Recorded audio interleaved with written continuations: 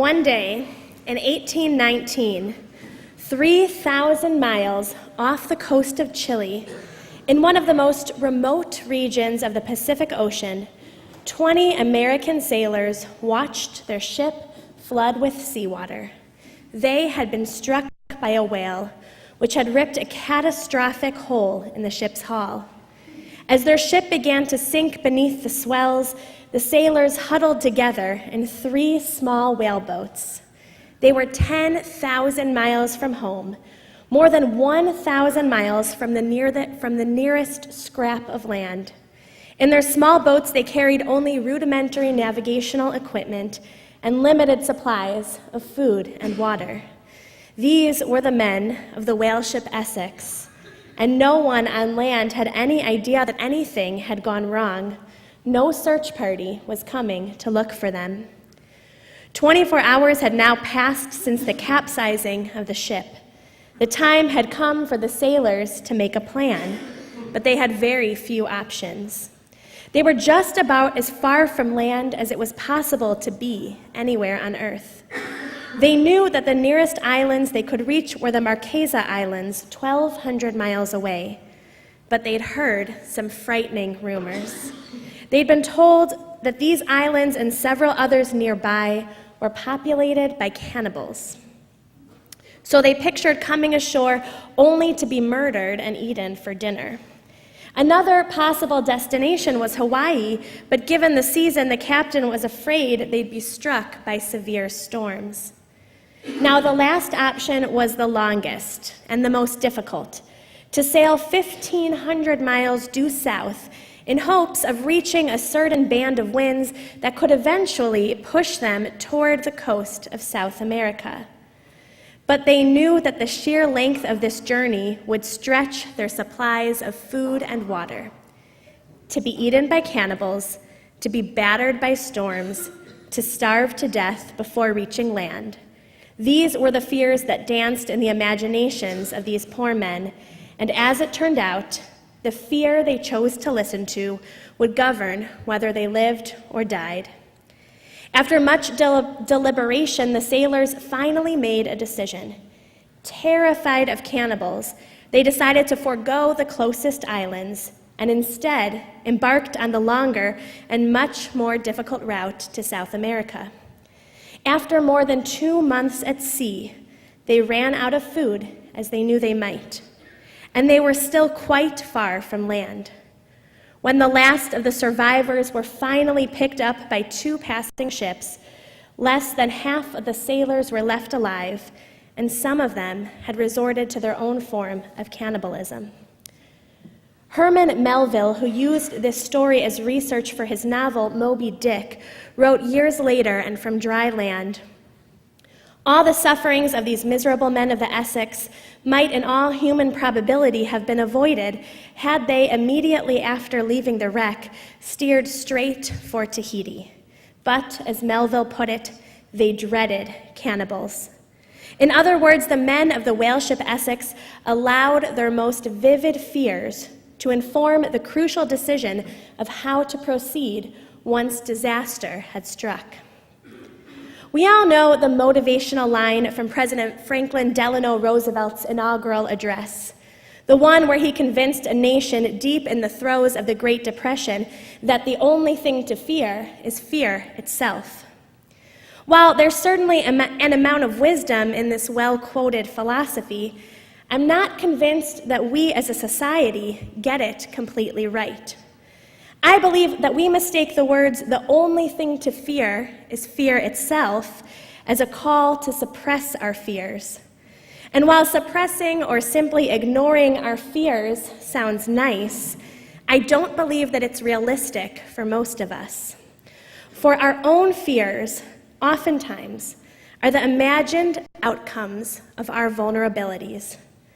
Our own fears are the imagined outcomes of our vulnerabilities. I don't know about you, but for me, it's very difficult to admit my vulnerabilities and my fears to myself, let alone to my loved ones. By now, you know that here at Shalom during this season, we have been engaging in difficult conversations, Talking about our fears certainly fits into this category. But before we can engage in difficult conversations about our real fears with each other, we must first and foremost be honest with ourselves, asking ourselves the tough questions. What am I afraid of? How do my fears inform my choices? Which of my fears are harmful to me and which are helpful, and how do I know the difference? Rabbi Alan Lew, of blessed memory, was a man who spent the early years of his adulthood deeply immersed in Zen Buddhism before eventually pursuing the rabbinate. He was a brilliant teacher and author, and he wrote a great deal on the topic of fear from the Jewish perspective. He reminds us that while the English word fear encompasses a whole range of experiences, the Jewish tradition contains two words for the experiences of fear: norah and pachad. These words, though both often translated to mean fear, describe two very different actualities. Norah describes a kind of fear that encompasses awe and wonder. It's the sensation that we get when we realize that we are part of something greater than ourselves.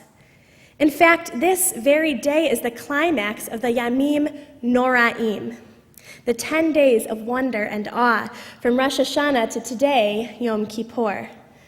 Norah, or a sense of wonder and awe for something greater, which some of us wish to call God, is what the ancient rabbis hoped would be invoked in each of us during this season. On the other hand, Rabbi Lew teaches that pachad is something very different from norah, the awesome fear. Pachad refers to projected or imagined fear. Rabbi Lew believes that this kind of fear is a form of suffering, which is ultimately the state of being afraid of something that we don't have to be afraid of. Pachad, then, is the fear of the phantom, the fear whose object is imagined.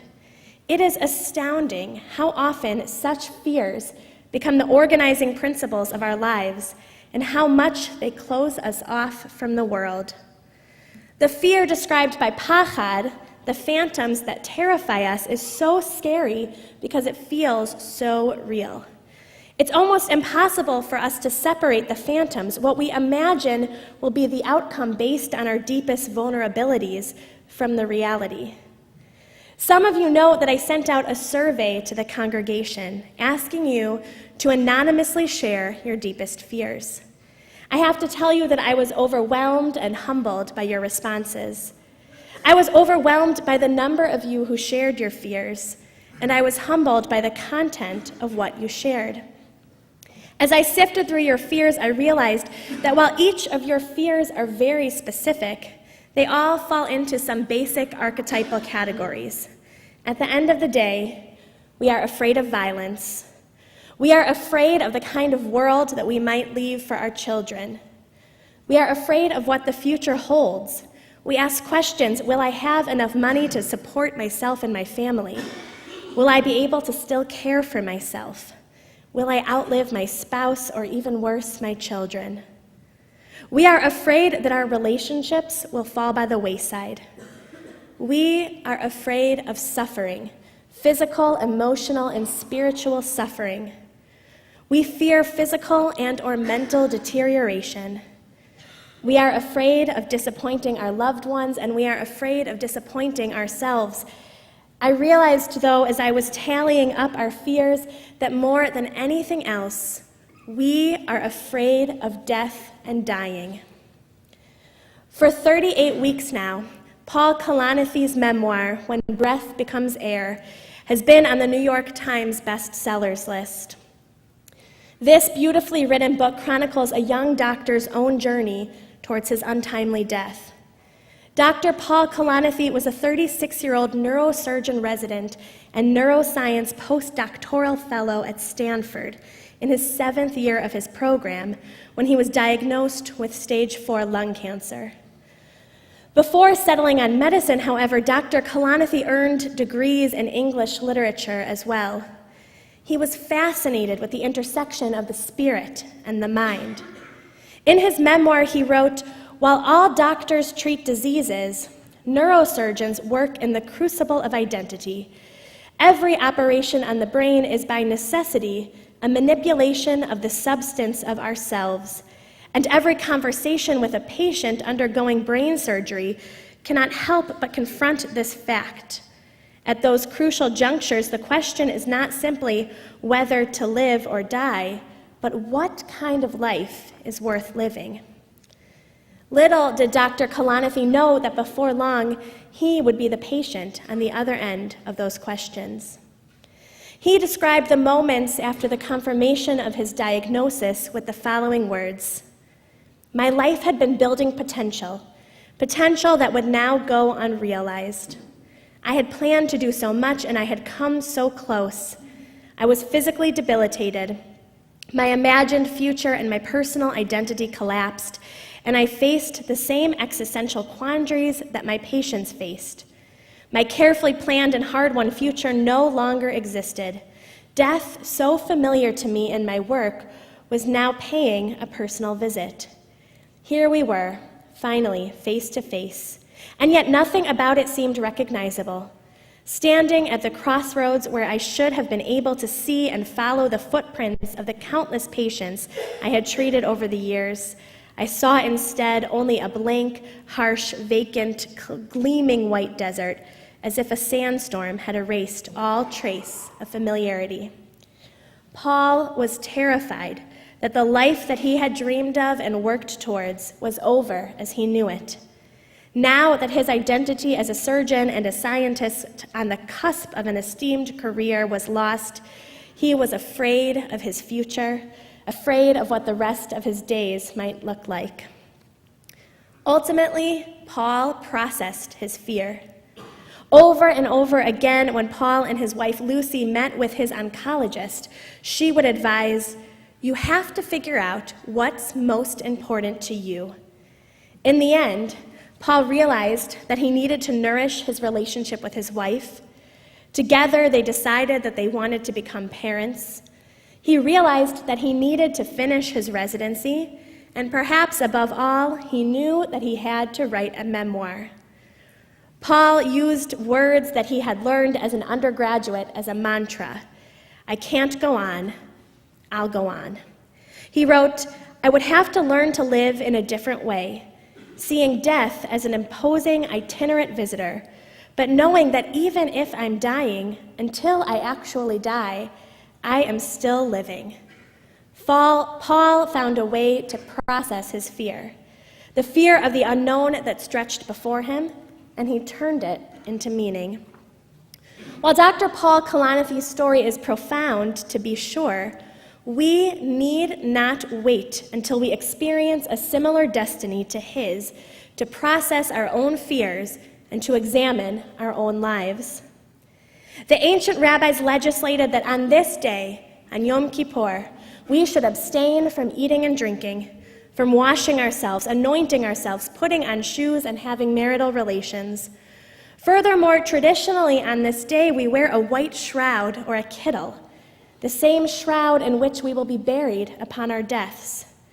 If Rosh Hashanah then is Yom Harat Olam, the birthday of the world, Yom Kippur is the day where we rehearse for our own death, by dressing the part and by abstaining from all worldly pleasures. The rabbis of the Talmud teach that we say the vidui, the confessional prayer, on 2 days, on Yom Kippur and on the day of our deaths. Why? Because God accepts our teshuvah, our returning, and our repentance until even the last day of our lives. And for all intents and purposes, we are supposed to view Yom Kippur, we are supposed to view today as that day. Still, though, perhaps it seems harsh that our tradition throws our biggest collective fear in our faces. The truth is, it's not harsh, it's a gift. Our tradition pushes us to process our fear today, a day when, for most of us, we do not yet know the approximate number of days we have left, a day other than the day we ultimately will lay on our deathbeds. We are urged to process our deepest fears today so that we might figure out the real purpose of the days that we have left on this earth. To borrow Dr. Kalanithi's words, the question today is not simply whether to live or die, but what kind of life is worth living? How, though, do we go about processing our fears, the fears of death and dying and all of the other fears? How do we take pachad, our projected and imagined fears, though they seem very real, and turn them into norah, the fear that encompasses the awe and wonder where we are aware that we are part of something much greater than ourselves? Of course, there are many different paradigms for this process. I'd like to suggest just one from the Jewish tradition. It comes from the book of Exodus. As the Israelites stood at the shores of the Sea of Reeds, behind them they saw the Egyptian army in the distance, and in front of them the vast blue sea. The people cried out to God, asking, "Why couldn't you have left us alone to serve the Egyptians rather than to die in the desert?" Then, in quick succession, Moses tells the people, "Al tira'u, don't be afraid. Hityatzvu, collect yourselves. Uru, see in front of you. Tacharishun, hold your place, be still." Then, God tells Moses to convey to the Israelites, V'yisa'u, go forward. We know the rest of the story. Go forward they did, and their pachad, their imagined fear, melted away as the sea parted before their very eyes. Rabbi Liu teaches that this passage can be a Jewish paradigm for processing pachad and turning it into norah. He writes, "We find ourselves in a terrible dilemma, and we are appropriately frightened. We know that something must be done, but we have no idea what, and this terrifies us. So 1, al tira'u, we stop running away from our fear. 2, hityatzvu, we collect ourselves. We stand still, we let go of our terror, and we allow the world to reconstitute itself. Then 3, uru, we see our experience for what it really is. And 4, tacharishun, we hold our place. This brings us to a point of deep stillness. Only then does the next action, the necessary action, arise out of this stillness. 5, v'yisa'u, we move forward, not really acting ourselves, but giving ourselves to the action the moment requires. Just as the Israelites processed their pachad and turned it into norah, into an awareness of the awe and wonder that is the divine, so too can each of us do the same. Imagine what might have happened had the men from the whale ship Essex took the time to process their fears, had they stopped mentally racing, collected themselves, saw the reality for what it was, and held their place. Perhaps they would have realized that the necessary action was, in fact, to sail the shortest distance to Tahiti. After all, they had no proof that the island was inhabited by cannibals. The greater danger was actually the threat of dehydration and starvation. For, as President Roosevelt said in full, "Let me assert my firm belief that the only thing we have to fear is fear itself, nameless, unreasoning, unjustified terror, which paralyzes needed efforts to convert retreat into advance." I'm sure he didn't know it, but the president was talking about turning pachad into norah.